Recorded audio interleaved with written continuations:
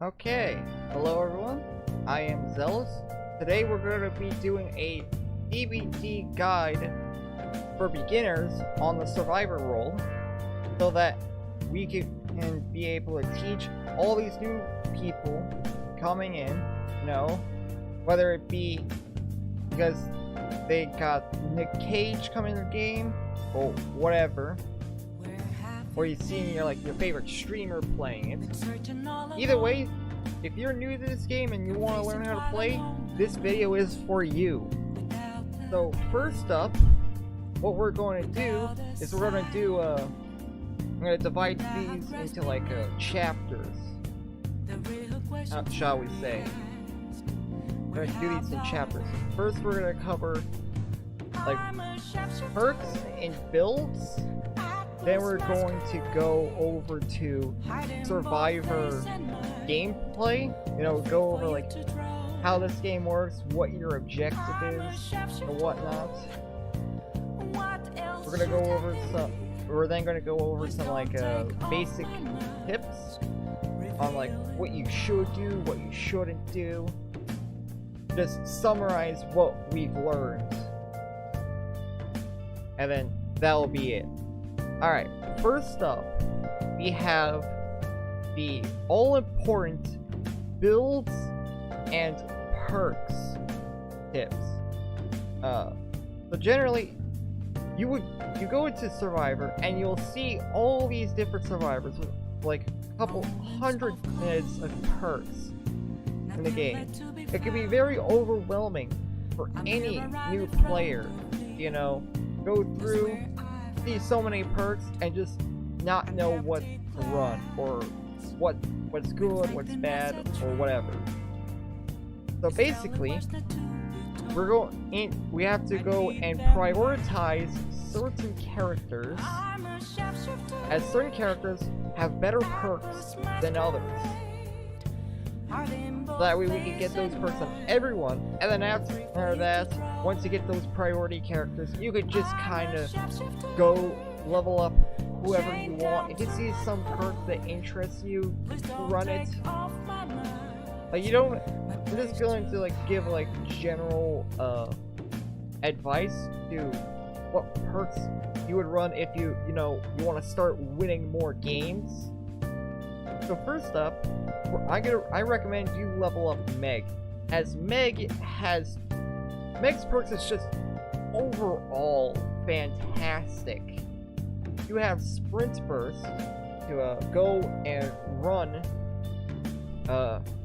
faster for 3 seconds whenever you start sprinting. This is very good at getting away from the killer, or getting to away from an out of position spot. Although it can be a bit tricky to use for new players, so if you want more new player friendly, I do recommend you get Fangs Live, as that's a bit more new player friendly. Whenever you perform a rush vault, whenever you do a fast vault, you'll get the sprint burst effect. I recommend this for new players, as it's more new player friendly and it'll help you out quite a bit. However, you will have to. You don't get this character right out of the gate. You either have to pay real money or get orc cells, and orc cells can take quite a bit of time to get. But I so highly advise. Plus, you also get this one perk, Technician. And this perk, Technician. So basically, say you're you as a new player, you would generally not know how to do skill checks. You'll end up fucking up skill checks quite a bit. It can be tricky, starting out. Technician is here to help. It'll basically make it so any failed skill checks it'll prevent the explosion, meaning you won't track the killer's attention. However, you will lose an additional 3% progress. But honestly, that's not really a big deal. It's good for like starting out, but once you like start hitting those skill checks, you can go ahead and take this perk off. Think of this perk as like training wheels, you know? Like once you start getting better at skill checks, you can take this off, you know, and just throw on whatever perk you want in its place. Two other characters I recommend you level up is Bill, as he has Unbreakable, which allows you to pick yourself up off the ground. That is very useful for like whenever the killer wants to, you know, leave everyone on the ground and, you know, he's not picking people up. That would be very good. I also recommend Dwight, as he has both Bond and Prove Myself. Bond is particularly good for new players, as it'll allow you to see your teammates through walls and such. That's pretty good. And also Prove Thyself will allow you to repair generators faster when you're working on it with someone else. Yeah. Those are the characters I recommend. And you could either level these people up first, or you could just go for someone else if some other character has perks that interest you. At the end of the day, do whatever you want. You know, level whatever character you want, but if you want to like get some good perks right out of the gate, I recommend these 4. Alright, and with that, we go back to the chapter 2 of this video, which is how the game works. So generally, you would spawn into a map, right? There is a bloodthirsty killer coming after you that is trying to down you, pull you on hooks, sacrifice you to an almighty spider god. Your job is to repair 5 of the 7 generators on the map in order to power an exit gate and escape. You can't be able to save your teammates off hooks by, you know, performing a brief action, you know, unhooking them. And the general goal is just to either escape through those exit gates or through a hatch that will spawn whenever you're the last survivor remaining. And that's generally how the game will go. Oh yeah, there is also the end game collapse that will activate whenever the gate has been opened or the hatch has been closed. It's a glorified 3-minute timer that if you don't escape within 3 minutes, you will die. Other than that, that's it. That is how the game generally works. That's what the general gameplay loop of Survivor is going to be. Now, we go on to chapter 3 of this segment, which is general gameplay tips and whatnot. For starters, whenever you spawn into the game, do not start working on the first generator you see. Only do it if you really want like the killer to chase you. If you're in it for the chase, then yeah, work on the first gen you see.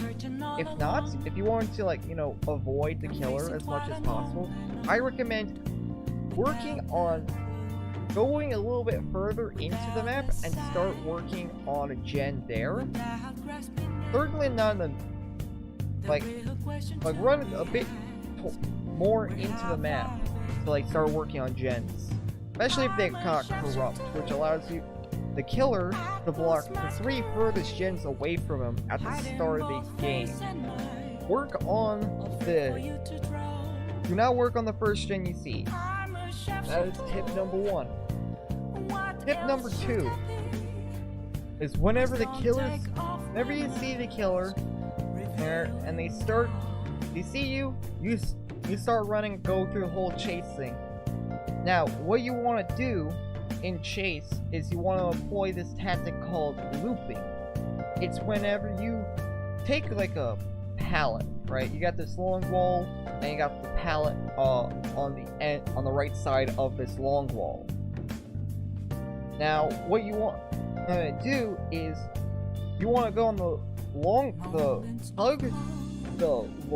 part of the wall as tightly as you can, to the point where your shoulder should be scraping the side of that wall. That is how close you should be. You need to hug that as tightly as you can. As the killer's hitbox is generally wider than the survivor's hitbox, meaning you could go around corners faster than he can. Want to hug the right side. You want to hug the longest part of the loop as tightly as you can, and that'll decrease the time it takes for him to reach you drastically. Now, that won't be enough, as he could still be able to catch you anyway. That's where the pallet comes in, as pallets are going to be used to prevent the killer from hitting you. If the killer ends up hitting you, and you drop out the pallet, it's a wasted pallet. So what you want to do is whenever you reach the pallet, you want to ask yourself, am I able to reach the other, am I able to loop back and reach this pallet before the killer can catch me and get a hit? If the answer is yes, go around the loop again. If the answer is no, drop the pallet and then just run straight as far as you can.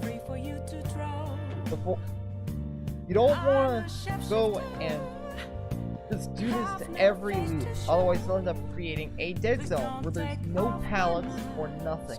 And that's bad, because it means the killer will have an easier time catching you there. So I recommend you do this every other loop to space it out. Try and go to the next loop over if you can. If you can't, then just go to the next loop. Try and delay the killer as much as possible. That's the point of the chase, is try to delay the killer as much as possible. The longer he takes, down and put on the hook, the more time your survivor teammates have to work on the generators. You want to prolong the chase as long as you possibly can. The longer chase, the better. And now comes in the teamwork aspect of saving survivors and, making decisions based on what your teammates are doing. Now, you can generally tell what your teammates are doing by looking at the HUD at the bottom left of your screen. There you'll see the character portraits of your teammates, what survivor they're playing, and what they're doing. Pay attention to that, because they'll tell you exactly what your teammates are doing, and you'll be able to make better decisions because of it. They'll tell you if a teammate's being chased, they're healing, they're working on a gen, and how much progress that generator has. They'll even tell you if they're doing killer-specific actions, such as scaring themselves of some kind of disease, sabotaging some kind of trap, etc., etc. Pay attention to that. That's vital in this game. And finally, in this part, we come down to hooks and saving survivors off hooks.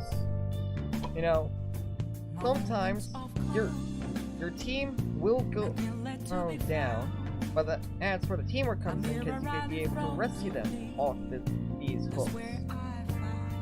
So what you want to do is, you know, you gotta wait for the killer to leave, of course. And then go and unhook.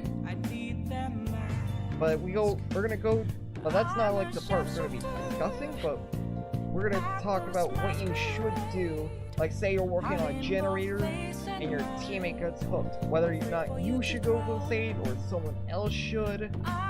It's generally based on how far away that survivor is from the hook.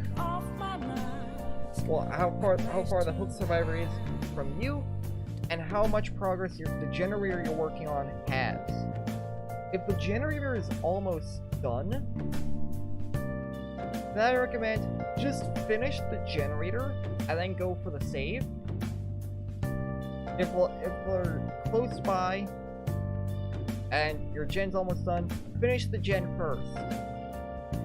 However, if your gen is nowhere near done, go for the save. If your gen is nowhere near done, you should go for the save. However, you should not go for the save if you're working on a generator and the survivor has been hooked across the map. Do not go for that save. It'll take you way too long to go in for the save, and you'll just end up wasting time. You want to go and just continue working on the generator. That way the killer will be forced to, you know, patrol the gens, and he won't have to stay near the hook, which that's bad for you. You don't want that. Also, when it comes down to healing, do not go healing in the corner every single time you get injured. That is just a waste of time. If there is another survivor near you, have them heal you. It is much faster. Do not go self-carrying with the perk in the corner. It'll take way too long. If you've got a med kit, you know, heal yourself. You know, if you got another survivor with you, have them heal you, but you don't want to heal every opportunity you get. When you should and shouldn't heal all widely depend on the situation. It largely depends from game to game. But we're not going to be talking about that, as this is a beginner's guide. This will be more into the advanced guide. And other than that, that is generally it. Oh yeah, no, there is one more thing. Blood web. You see this and think, what is this? And how does this work? Or whatnot. Basically, this is your progression system. This is what you will see whenever you want to progress character. You will get these things called blood points, which that will allow you to spend on characters in order to level them up.